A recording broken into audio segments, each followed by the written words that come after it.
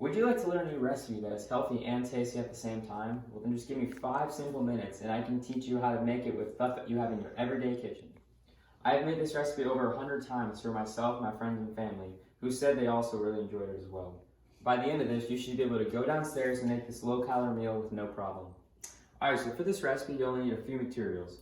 You're going to start with about 230 grams of egg whites, which is about half a carton of this. You're going to start with a little bit of cinnamon.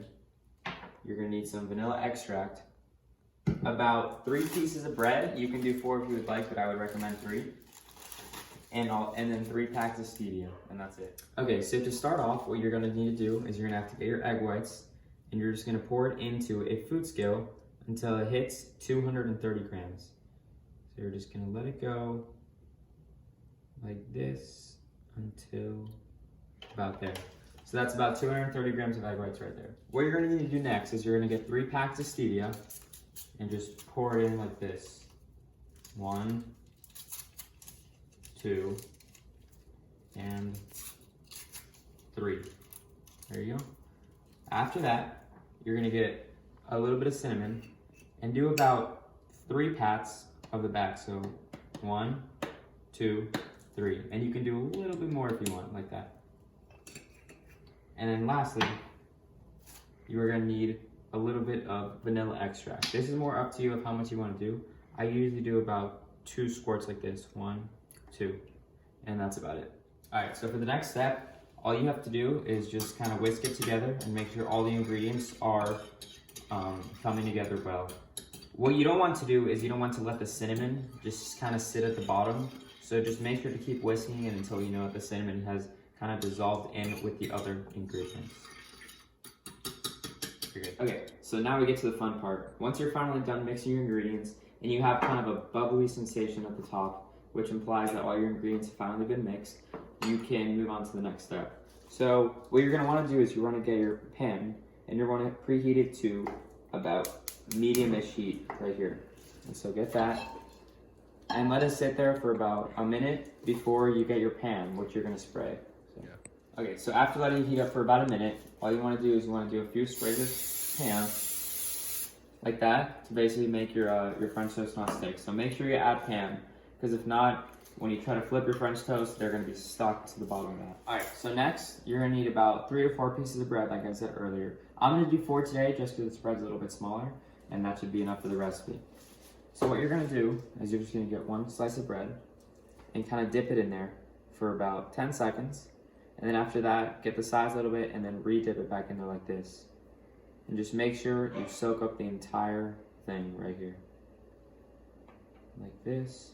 Once you do that, you're just going to place it on here and let it sit on each side for about 2 minutes or until golden brown. If you let it sit for more than 2 to 3 minutes, it's going to start browning, and you don't want that to happen or turn black. You do the same thing with the other one. Make sure you get as much as you can. And then just add it like this. And then you sit there for 2 minutes. So it's in about 2 minutes and they are ready to flip. So when you flip them, you gotta be careful, make sure not to burn your finger. And just flip them and make sure they kind of look like how they are now. Very nice and golden brown, and flip both sides.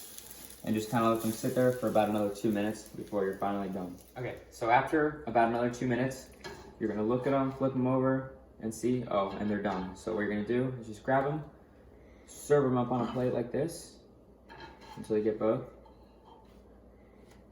And just repeat the process until you use your liquid. So I will be showing you how to do that. So just get another one, do the same thing. And just go again until you use up all of your mixture. So just like that.